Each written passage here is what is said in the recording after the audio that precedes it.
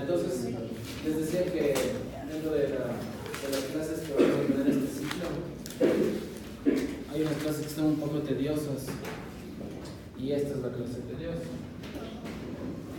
De tal manera que necesito que le pongamos luego la presentación de la clase.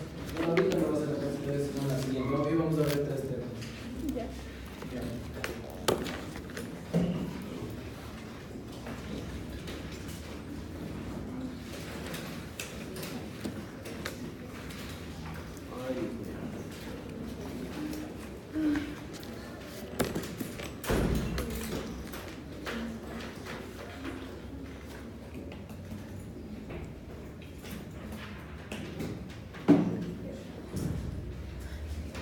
Listo. Entonces, habíamos comentado que la hematopoiesis no solamente implica la producción de células sanguíneas. Estas células sanguíneas que salen de la médula implicará que van a sufrir un proceso de maduración y de especialización, ¿sí? Para que puedan ser útiles.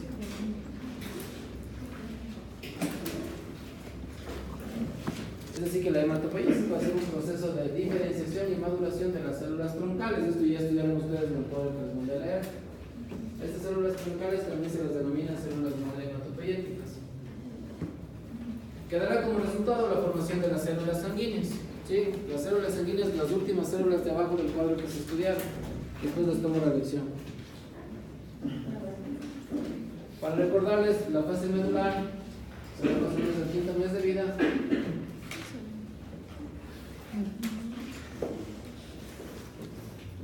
Como ya habíamos revisado, en esta fase ya tendremos todas las células que van a ser de la sangre y también ya veremos que habrán cantidades medibles de eritropoyetina y del factor estimulante de colonias granulocíticas. Esas serán lo que se denomina las citoquinas o interleuquinas. ¿Para qué sirve el factor estimulante de colonias granulocíticas? ¿Qué es esto? Factor estimulante de colonias granulocíticas macrófagas. ¿Quién sabe? Eso deberíamos haber quedado de la clase anterior, ¿no es cierto?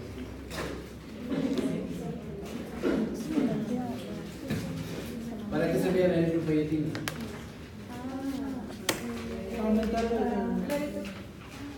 La eritropoyetina, o sea, era una proteína que era producida por las células glomerulares del riñón, pero servía para aumentar la cantidad de glóbulos rojos en la sangre mientras disminuía cuando existe una disminución de la presión de oxígeno. ¿Tu apellido? Sánchez. Y entonces el factor estimulante de colonias granulocíticos macrófagos, ¿para qué era? Te robo un ratito. Nadie sabe. Igual para después van a tener que volver a estudiar. No, dígame.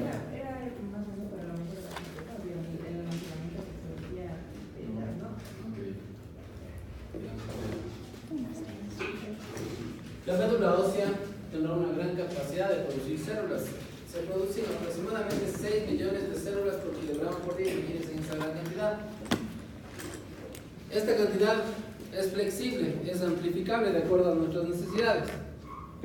Es decir, si tenemos una infección, nosotros necesitaremos producir 3 células. ¿Cómo? Digamos leucocitos, los blancos. Entonces, en caso de que exista una infección, estos 6 millones podrán hacerse 10 millones, 12 millones. En caso de que necesitemos glóbulos rojos, de igual manera, estos 6 millones diarios se pueden expandir, ¿sí? Será flexible de acuerdo a nuestras necesidades.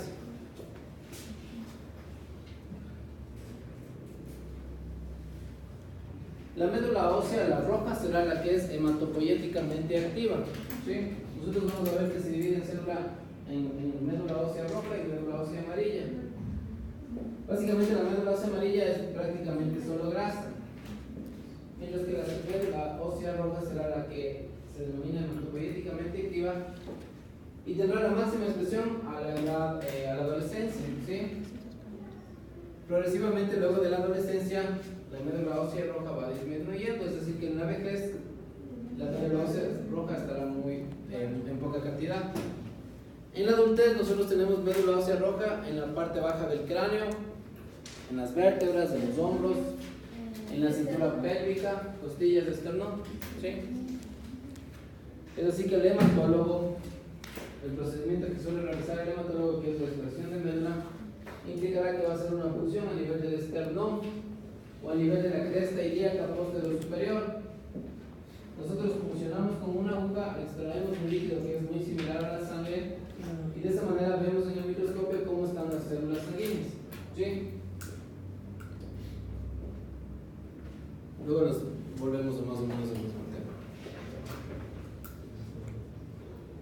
La médula ósea amarilla les decía que prácticamente está formada solo por grasa y básicamente va a ser la no activa. De todas maneras, en los ancianos esta médula ósea amarilla en casos necesarios puede volverse a ser roja. En caso de que necesite una persona anciana más células por una infección, yo que sé, glóbulos o plaquetas, la médula ósea amarilla podrá transformarse en médula ósea roja básicamente porque dentro de esta grasa que está constituida en la médula ósea amarilla existirán células madre, las células madre que ustedes estudiaron. Entonces esas células madre tendrán la capacidad totipotencial de producir la célula que ustedes quieran.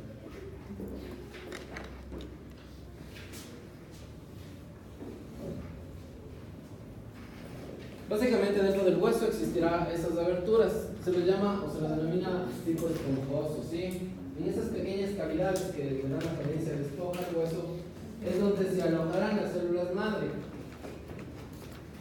Entonces vamos a hacer una idea de que en cada uno de estos orificios va a quedarse ahí una célula madre y esa va a ser la casa, ¿no? Dentro de estos dos espacios óseos se migrarán las células mesenquimáticas, dando origen a 3 tipos de células, también llamadas matriz de la médula ósea. No solamente van a migrar aquí las células madre, necesitamos un tejido mesenquimático. ¿Qué es tejido mesenquimático?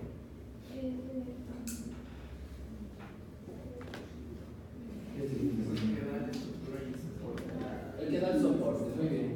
Entonces necesitamos que además de que exista la célula madre, necesitamos un tejido de soporte. Es decir, van a migrar además otras células a esas cavidades o espacios. En este caso serán las células reticulares que vamos a ver qué función ocupan y los adipocitos. Entonces vendrá una célula madre, una célula reticular y adipocitos. Sí, más o menos eso será la familia de la célula madre cuando esté habitando en estos espacios.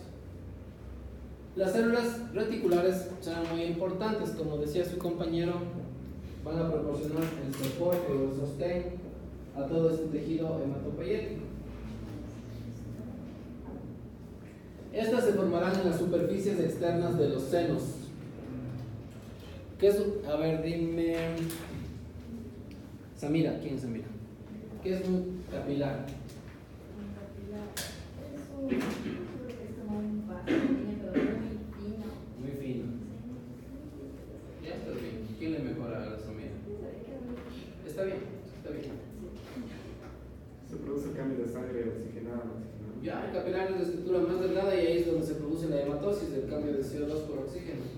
De tal forma que el capilar, ¿cuántas capas tendrá? ¿Qué opinan? ¿Solo qué? Solo tiene una capa, muy bien. Tendrá que ser una estructura súper delgada para que a ese nivel se pueda dar el intercambio gaseoso. Ya me voy a explicar mejor por qué es importante esto. Pero lo que ahí está llamando senos realmente son capilares. Entonces ustedes se van a hacer la imagen de que esta estructura de acá va a ser un capilar, ¿sí? Esto va a ser un capilar. Nos dice el texto que cerca de este se van a alojar las células reticulares. Se las denomina células reticulares porque determinan la existencia de un tejido a manera de red, ¿sí? Entonces serán estas fibras que ustedes van a ver aquí, serán las células reticulares que van a ser a manera de soporte o de sostén, que van a estar cerca del vaso sanguíneo y vamos a suponer que estas serán las células madre. Entonces más o menos de esa manera está estructurado. Es importante que sepan que siempre va a ser necesario que exista un capilar cerca de todo este tejido hematopoyético para que se pueda dar el intercambio, nos dijo, de su compañero de oxígeno, pero también vamos a necesitar un intercambio de nutrientes, ¿sí? Entonces hasta ahí nosotros sabemos que necesitamos un capilar, una célula reticular, una célula madre, y por ahí deben estar células adiposas o células grasas. Estas células reticulares van a crear un tejido a manera de red, ¿sí? Que van a sostener toda la estructura.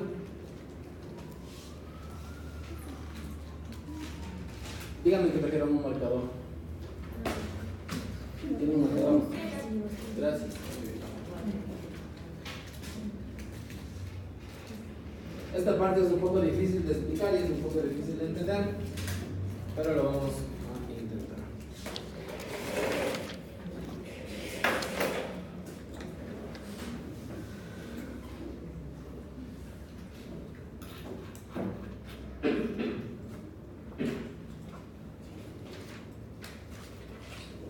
Entonces nosotros nos vamos a hacer la idea de que este va a ser un capilar. ¿Sí? Como les había dicho, básicamente el capilar tiene una sola capa que está compuesta de células endoteliales.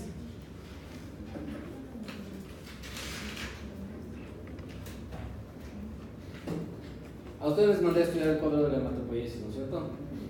Entonces se van a imaginar, esta será la célula madre y tendrán todo el resto de diferenciaciones, ¿sí? Tengo que decirles que hay una premisa básica a esto. Mientras la célula es más inmadura, va a ser más grande. De tal manera que mientras más madura es, al contrario, va a ser más pequeña. Las células terminales, ¿cuáles eran las células que estaban súper abajo del cuadro?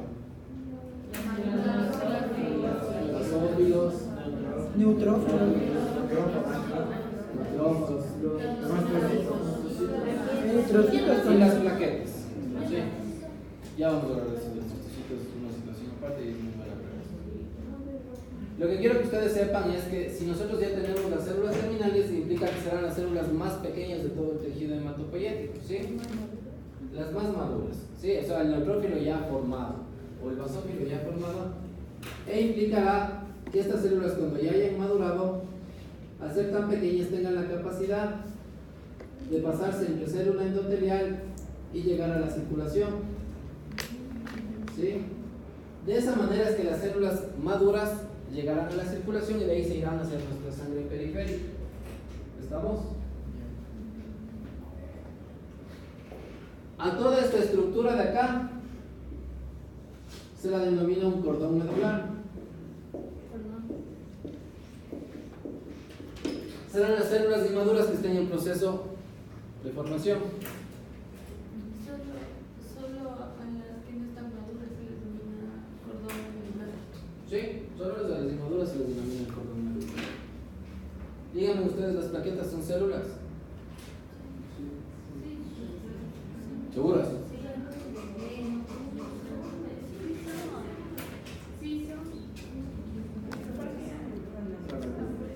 ¿Qué me dicen? ¿Quién dice no son?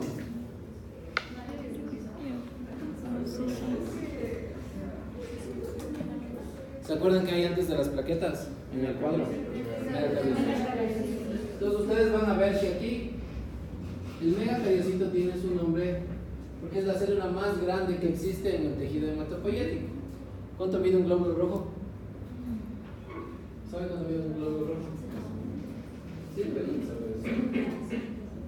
Un glóbulo rojo aproximadamente mide 8 micras. Este megacariocito aproximadamente mide 180 micras. Entonces es una célula extremadamente grande, ¿sí? Entonces obviamente ese megacariocito no va a poder pasar a través de los capilares. Lo que hace el megacariocito es fragmentar su citoplasma. Las plaquetas no son células, son fragmentos citoplasmáticos. Es por ello que las plaquetas no tienen núcleo. El término se llama desflorar el megacariocito a manera de pétalos de rosa, va a desprender partes de su citoplasma y al ser muy pequeñas las plaquetas, pues estas sí van a pasar a través de las células endoteliales y también tenemos plaquetas, ¿no? Pues más o menos así será la estructura y más o menos así será el paso que deben seguir las células para llegar a la sangre periférica. Deberán ser totalmente maduras y pequeñas para poder pasar por las células endoteliales. O sea que las plaquetas son parte de las partes pequeñas del citoplasma de los Esta estructura se rompe, por ejemplo, en las leucemias.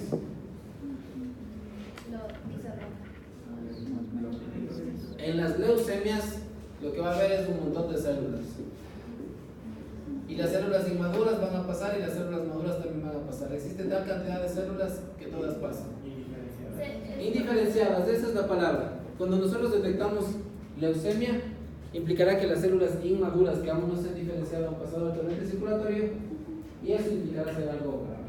¿Sí? Ya vamos a hablar de la leucemia ¿Pasa crónica. porque son muy pequeños o porque está roto? Existen muchas situaciones al respecto. No es tanto el tamaño, es la cantidad y la comunicación que existe entre las células y el endotelio. Se llaman las interleuquinas, es algo más complejo. Pero no solamente es el tamaño. Entonces, cuando ustedes ven en el microscopio un paciente con leucemia, van a ver montones de células inmaduras, ya no van a ver un neutrófilo. ¿Qué es lo que está antes del neutrófilo? Mieloblastos. De hecho, lo que se ve en las leucemias son blastos, ¿sí? Son células indiferenciadas.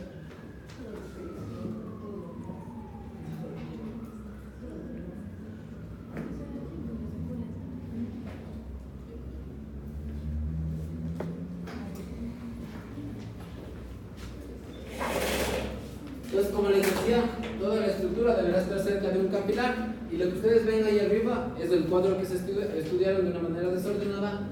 A eso se le denominará cordón medular.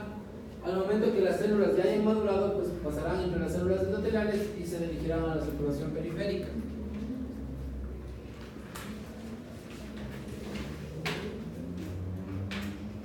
Esta será una foto de un hueso, una foto microscópica de una biopsia de médula ósea.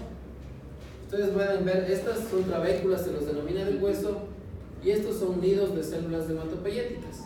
Cuando nosotros ya sacamos mediante biopsia o aspirado medular partes de la médula, nosotros vamos a ver células inmaduras, ¿sí? Entonces ahí más o menos vemos cómo está el proceso de maduración y veremos dónde está el problema en cierto tipo de enfermedades. Pero lo que ustedes ven aquí son nidos hematopoyéticos.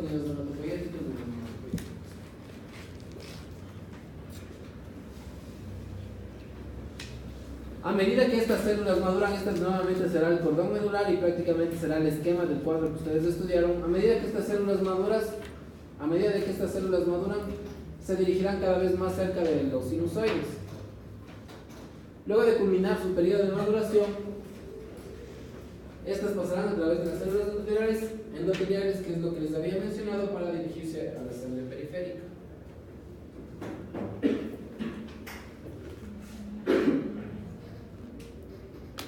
Ahora vamos desde más afuera. Esto va a ser un hueso largo cortado de una manera transversal, ¿sí? ¿Cómo se denomina la unión de una arteria y una vena? Capilar, ¿sí? Entonces, el capilar que nosotros habíamos dicho es este. Será la unión de la vena con la arteria, se la dará a nivel de los capilares. Como decíamos que es la estructura más delgada, implicará que ahí se hacen los intercambios necesarios.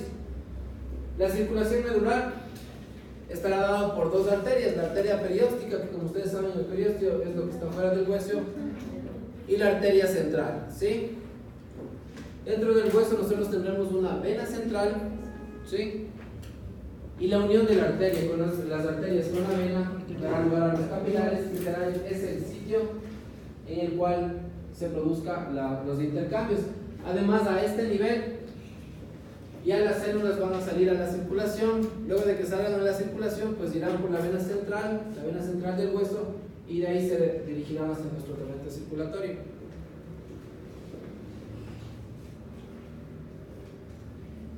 Para que exista todo esto necesitamos además otras células. Habíamos hablado de las células reticulares y de las células. Les tengo que prender y apagar para que no se me duerman, ¿no? Si les daño sus ojitos. Es importantísimo el microambiente hematopoyético.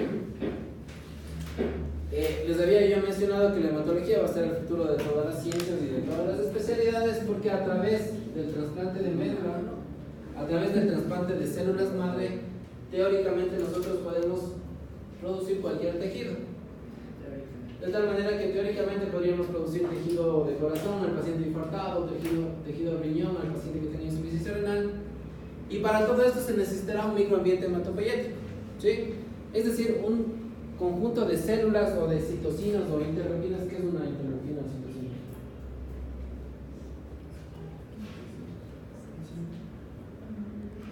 ¿Quién sabe qué es una citoquina? Por ahí. Les he estado hablando media hora de interleucina. El medio de comunicación que tenemos entre las células será mediante un químico, ¿sí? Entonces, si por ejemplo nosotros queremos producir más glóbulos rojos, nosotros tenemos una citoquina que es la... ¿Cuál es la citoquina que hace producir más glóbulos rojos? Empieza con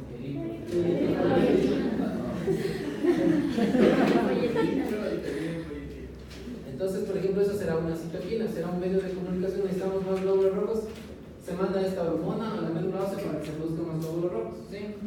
Entonces existirán, de hecho, la siguiente fase de en el segundo mes del ciclo, nos tendremos 1 millón de citoquinas y interleuquinas. Pero ustedes deben grabarse de que es un medio de comunicación química que se da entre células. De tal manera que si yo quiero procesar un tejido cardíaco, necesitaré ciertas células que le estimulen a la célula madre a producir tejido cardíaco y ciertas interleuquinas o citoquinas, es decir, ciertas sustancias químicas que tengan capacidad de producir tejido cardíaco. Eso es lo que aún no está totalmente estructurado. Pero hoy por hoy sí tenemos, por ejemplo, la creación de piel a través de las células madre. Sí hemos podido crear un microambiente hematopoyético para a través de células madre producir tejidos, ¿sí? De hecho, en Brasil ya se está produciendo piel a través de célula madre y se la produce de manera de pliegos de cartulina. De tal manera que, por ejemplo, en un paciente quemado, desde el éxito coges y le pones ahí y le libras de todas las complicaciones. Faltan muchos estudios para diferentes tejidos, pero a futuro este será el secreto del trasplante. De todas maneras,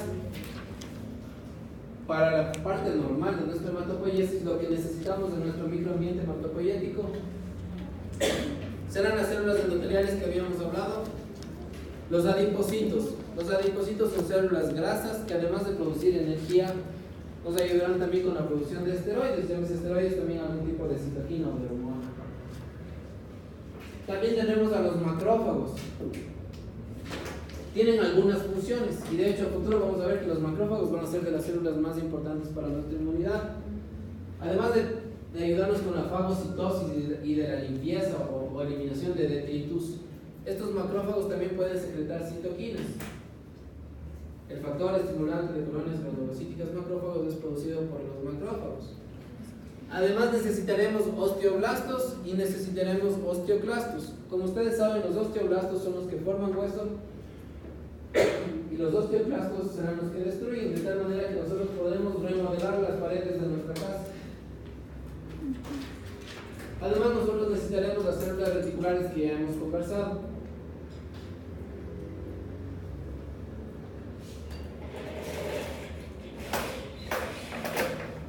¿Preguntas?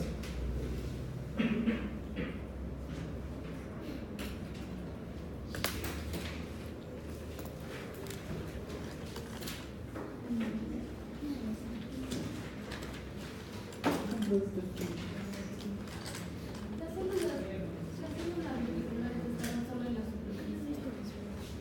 ¿Cómo es? O sea, solo se quedan en el carbohidrato.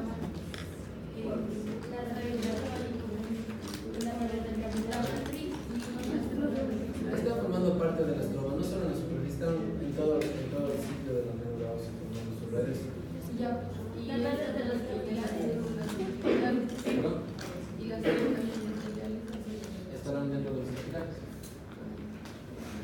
Entonces, antes de tomarles la lección, tengo que decirles que cómo comprobaron esta teoría de la célula madre. ¿Alguien leyó? La teoría de la célula madre. 10 puntos al examen. Está justo a pesitos del cuadro. No.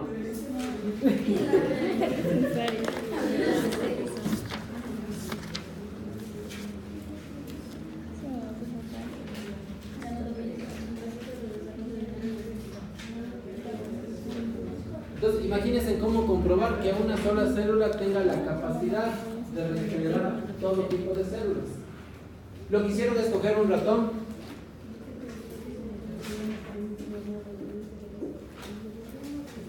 y le pusieron radiación. Le pusieron radiación al ratón y lo que hace esta radiación es matar a las células madre. De tal manera que le hicieron lo que se denomina una aplasia al ratón. Le dejaron sin capacidad, ¿cómo se llama la palabra? Le destruyeron la médula ósea. ¿Sí? Pero sacaron de otro ratón médula ósea o células madre y le pusieron aquí. ¿Sí? Cuando el ratón ya no tenía capacidad de producir células, le hicieron un trasplante de médula, de los primeros trasplantes de médula. Y luego de 2 semanas lo que verificaron es que el ratón tenía nuevamente la capacidad de producir las células. ¿Sí? Entonces se llama la teoría de la célula madre y ganaron algún tipo de premio estos investigadores. Y de ahí se vio que hay alguna teoría, hay 2 teorías, la de la célula madre y hay otra teoría, pero obviamente nosotros ya nos manejamos con eso. Ustedes habrán visto, por ejemplo, los accidentes nucleares que ha habido en Japón, en Rusia, los de Chernobyl. La gente que habitaba cerca de ahí, lo que quedaban era con aplasia medular. La radiación tiene el problema de que daña las células madre de la gente, ¿sí? Y les produce aplasia, sin capacidad de producir glóbulos rojos, blancos y plaquetas se mueren, ¿sí? Ese era el problema de la radiación. Es por eso que las mujeres embarazadas, cuando ustedes les llevan a las salas de rayos X, les prohíben entrar porque hay radiación. Y esa radiación también podría dañar al bebé al momento de proliferar sus células. Pues bien. Eso es casi lo que, con esto de que 6 personas fueron curadas del SIDA y todo esto, es con eso, ¿verdad? Con células madre. Con un trasplante de médula. Sí, señor. ¿Cómo se hace la compatibilidad de la médula? ¿Cómo se hace qué? La compatibilidad. Porque quisiera que puedes encontrar a alguien que sea compatible para... Es una pregunta. ¿Qué probabilidades tienes? Ustedes tienen hermanos. ¿Qué probabilidades tienen de que sean compatibles 100% con su hermano? ¿Cuánto? 50%. ¿Quién más? 75%. La probabilidad de que ustedes sean compatibles con su hermano o hermana es del 30%. La probabilidad de que ustedes sean compatibles con sus padres es menos del 1%.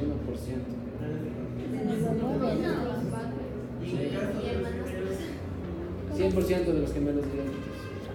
¿Sí? De los idénticos, de los que se parecen.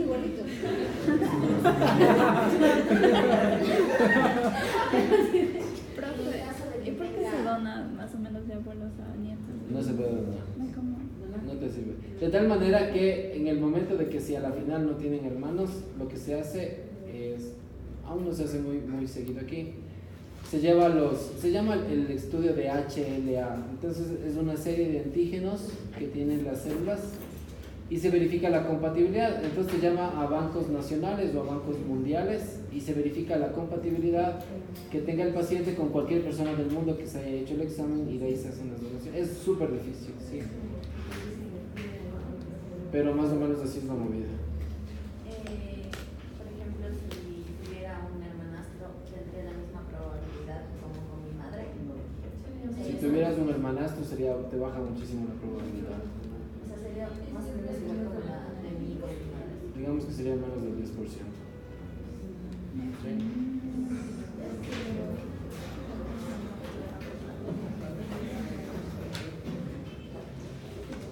Carla, ¿quién es Carla?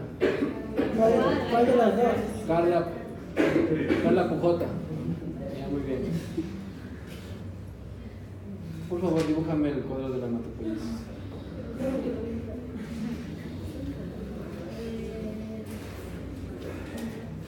Conversándonos sin hacer muy descriptiva en las palabras, solamente nos conversan y pones algunas siglas.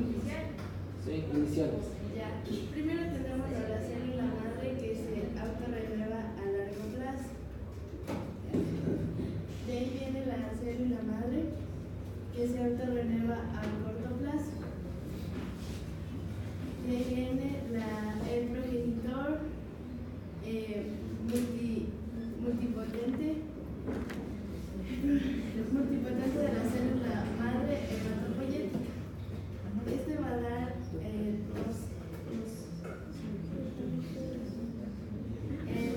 progenitor común hieloide y el progenitor común linfoide.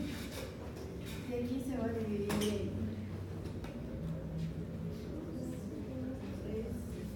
en no había uno que tenía Gabriela Sánchez. Por favor, continúa, gracias. Ya. Entonces aquí tenemos al progenitor de granulocitos monocitos que va a dar origen a los mieloblastos y a partir, bueno, ya sí. Ya, y a partir del mieloblasto que es neutrófilo. Este también a su vez se divide en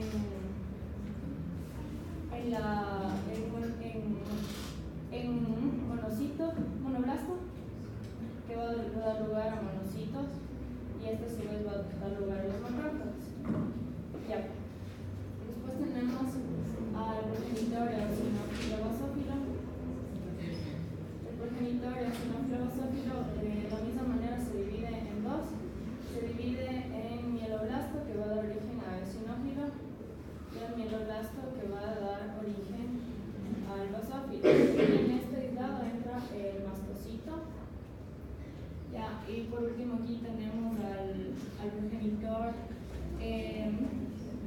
megacariocito eritrocito. Megacariocito eritrocito. Este se divide en normoblasto, que va a dar origen a los eritrocitos, y en megacardioblasto, que da origen a su vez a megacariocito, y este va a dar origen a las plaquetas. Muy bien. Daniel. Por favor, gracias. Ya, entonces el progenitor común linfoide también se dan 4 subdivisiones que nos van a dar una célula dendrítica y la célula centrolítica, que también se le conoce como el natural killer. Ya, en estos dos tenemos el TD y el PRT. De aquí aparecen el linfoblasto B y el linfoblasto T. Y estos aparecen el linfocito B y el linfocito T. Y del linfoblasto B aparece el plasmocito. Muy bien. Estudiaron, me parece muy bien. A ver, entonces, Alejandra Borges. Cuéntame todo lo que sepas de la leucemia amiloide crónica. Primero que son tipo de cáncer que se da en las células en las células. Tiene varios.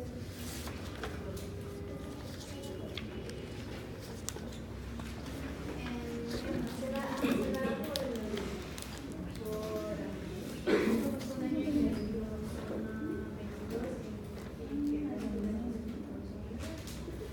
y también puede ser tratado cierto tiempo, puede ser tratado como el tratamiento para eso y si se puede llegar a generalmente es cáncer. Es por eso me creo que los estudiar mujeres de cáncer muy mal. Necesitando mejor que todo muy bien o muy mal. No es lo más que hay en estudiar. Porque lo que me has dicho te puede preguntar a cualquier persona que pase por la calle, leucemia, ¿qué es la leucemia? Es un cáncer y el cáncer mata, me dice cualquier persona. Ya.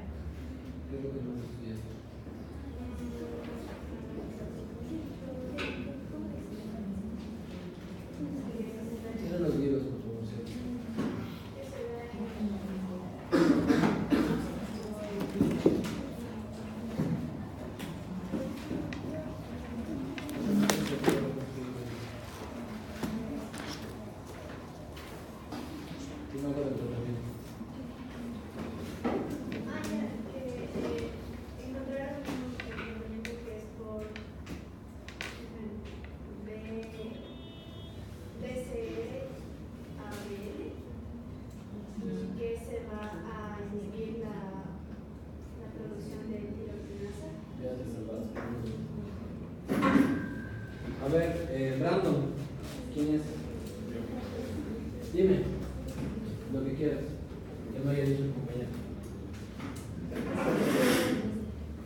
Totalmente, que bueno que se desarrolló en el 2002, que era el STI 571, que este decía que reducía lo que era la producción de las células. Entonces decía que la crónica se da un 95% y la aguda del 5%.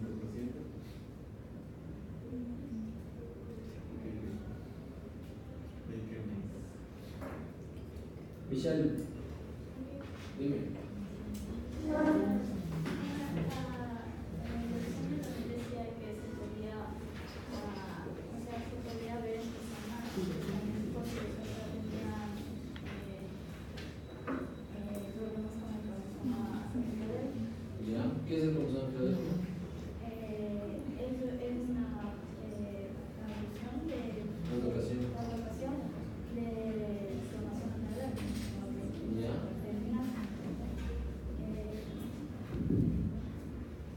Que fue descubierta en 1960 ¿Ya? por los científicos que estuvieron en esa ciudad y por eso de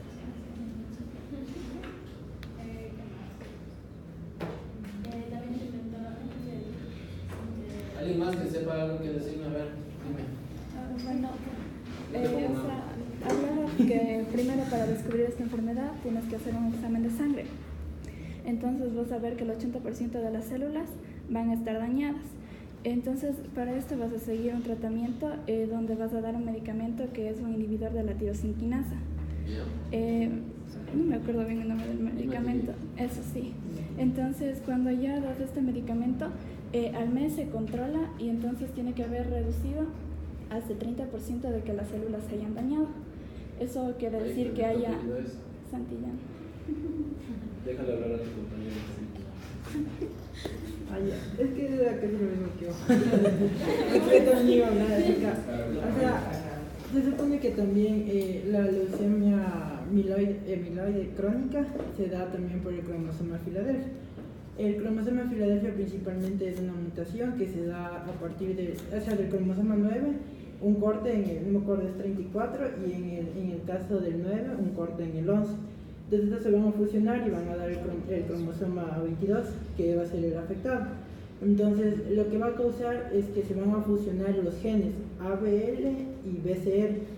Entonces estos dos van a dar como resultado la tirosina quinasa. Esa tirosina quinasa va a aumentar los niveles de células sanguíneas pero que están afectadas. Entonces esto va a causar lo que es la leucemia. Muy bien, ¿te apellido? Río Frío. ¿Alguien más que quiera decirme algo? De lo que quieran que no haya escuchado.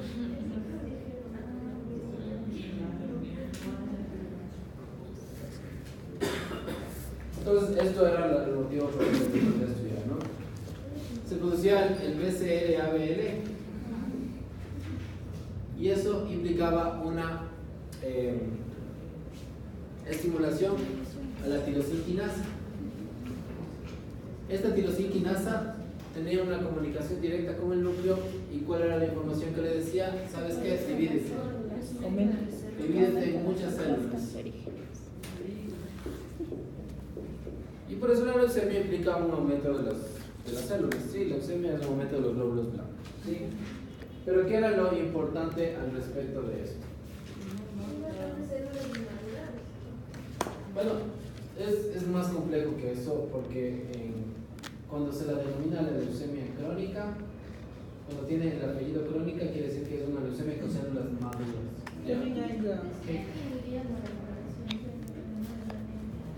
Sí, ya vamos. O sea, pero se supone que el cromosoma Filadelfia, un 95% me parece que era la crónica y la otra era linfoide aguda, el 5%. Linfoblástica aguda. Esa linfoblástica aguda. Sí, ya vamos. O sea, bueno, no, vamos a ir a lo más grande, a lo más malo para... Entonces, ¿qué hacían estos? Se llaman inhibidores de la tirosinquinasa. Lo que su compañero le dijo al imatinib. Es un medicamento que, bueno, ya se descubrió ya hace 20 años, pero entre comillas es súper nuevo. Y la teoría de este medicamento es molecular. Es decir, lo que va a hacer el medicamento es volverle al 9 en su sitio y al 22 en su sitio. Va a ser un tratamiento a nivel molecular genético. ¿Sí? De tal manera que volvía la translocación a su sitio, la reparaba y de esa manera esta tirosina dejaba de producir células. Haciendo eso, el paciente tiene la capacidad de vivir toda la vida. Antes, cuando le decías a un paciente, usted tiene leucemia, usted se va a morir. Ahora si le dices leucemia amiloide crónica, le dices, ¿sabe qué? Si tiene una leucemia, pero todo va a estar bien, realmente va a vivir toda la vida. Le va a salir un poco caro el tratamiento si no está asegurado, pero realmente las probabilidades de que viva son muy buenas. Nos decía su compañero, ¿tu nombre es? Carla. Nos decía Carla, al mes luego de recibir el tratamiento, normalmente cuando le haces el diagnóstico al paciente, le haces el KM-BCR-ABL, te reportan 60% de presencia de Filadelfia. Le das el tratamiento, al mes debe estar menos del 10%, a los 6 meses debe estar menos del 1% y al año debe ya no existir el gen. Teóricamente la han curado, ¿sí? Así es de fantástico esto que va a ser a futuro, lo que ustedes van a estudiar con respecto a los tratamientos, sobre todo de cáncer. Los tratamientos de cáncer ya son más o menos a este nivel, a nivel molecular, ¿sí? Esta misma idea que les estoy diciendo, inhibiendo la tirosina se utiliza en muchos otros medicamentos para el cáncer, ¿sí? Entonces, si inhibes la tirosina en las células, por ejemplo, de colon, se utiliza esto, en el cáncer de colon, igual vas a tener respuestas favorables, ¿sí?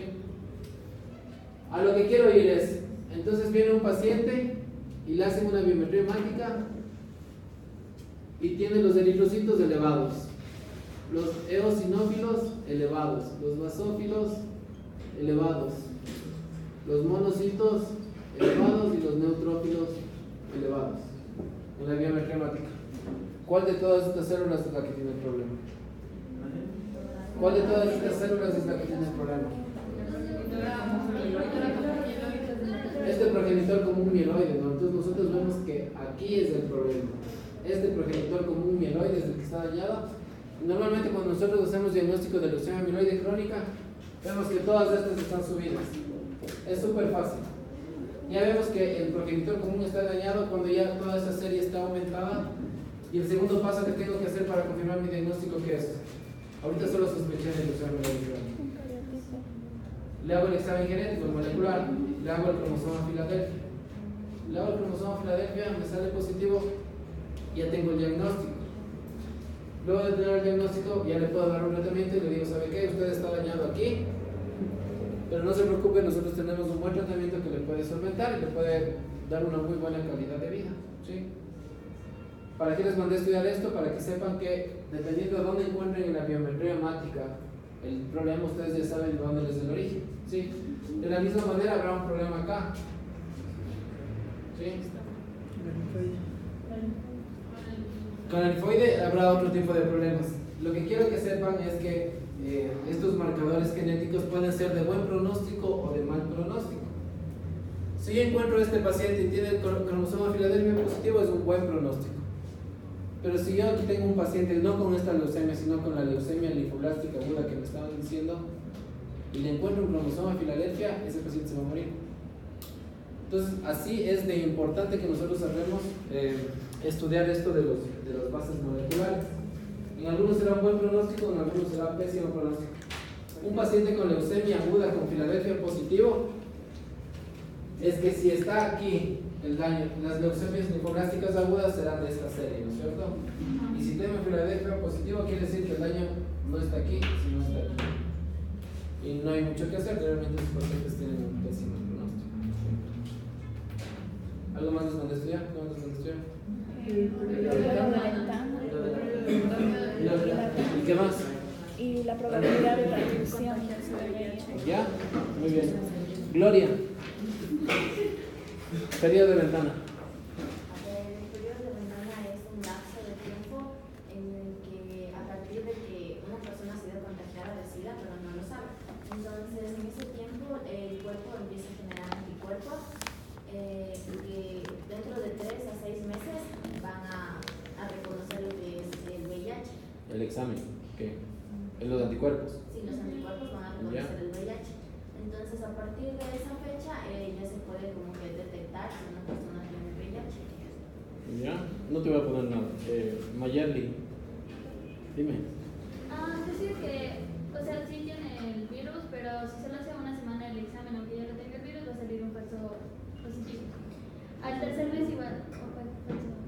negativo o falso positivo? Sí, falso positivo. ¿Ya? Y el tercer mes igual. Podría variar la respuesta, pero si tiene en el sexto mes que sale positivo, ya es verdadero que tiene el virus. ¿Ya? Mediante el examen de vuelta claro. Brian, ¿qué me cuentas tú? También decía que existían algunos estudios que tienen diversos tipos de sangre. Ya, interesante, dime. Por ejemplo,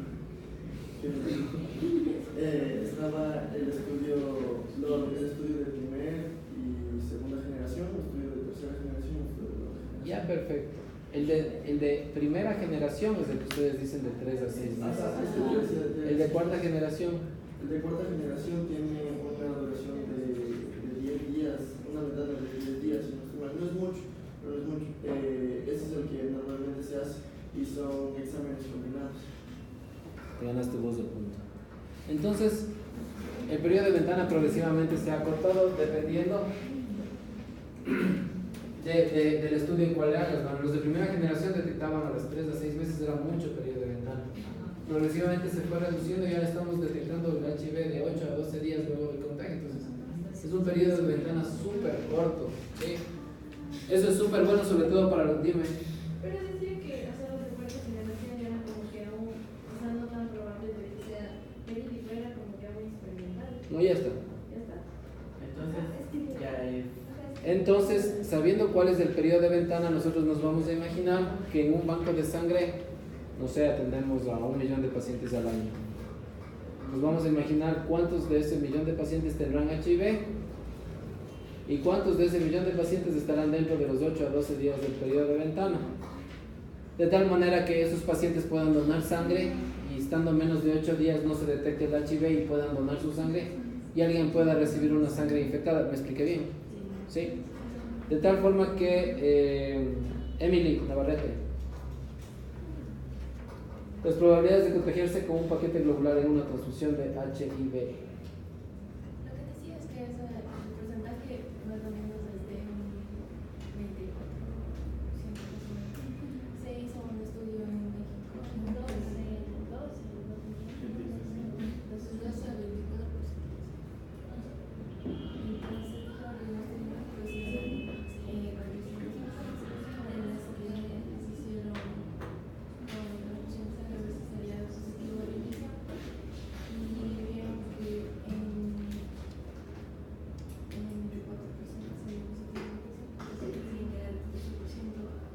Es muy grande ese 24%.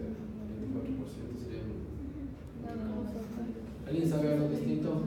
¿Quién leyó de la probabilidad de contagiarse de HIV con transfusión? De Argentina del año 2009 y que decía que el riesgo era de 0,5 a 0,9%. Eso es un pinchazo. Y de todas maneras es baja la probabilidad de un pinchazo. La probabilidad de que un paquete globular de banco de sangre tenga la infección, es decir, que justo un paciente en periodo de ventana haya ido a donar, es de 1 en 300.000 donaciones. Una de cada 300.000 donaciones tiene la capacidad de contagiar a un paciente de HIV. Una de cada 300.000. El porcentaje es súper bajo, sería como ganarse el loto. De todas maneras implica un riesgo al momento que tú prescribes sangre o al momento que tú recibes sangre. Es como que te den el boleto del loto. ¿Quieres jugar un HIV o no quieres jugar? Por tal motivo, y es el motivo por el cual les mandé a leer esto, es que básicamente la mejor transfusión que receta el médico es la que no se hace. Sí, de tal forma que a no ser que el paciente mismo esté en riesgo de vida o muerte, pues no le transfundes. Sí, si ya se está muriendo, ahí le tienes que transfundir. ¿Algo más de estudiar? No.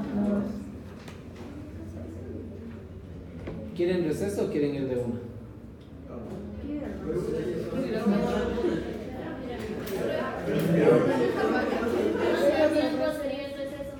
¿Cuánto tiempo quisieran los recesos? Relájense en 5 minutos, hagan lo que quieran y vuelvan ya.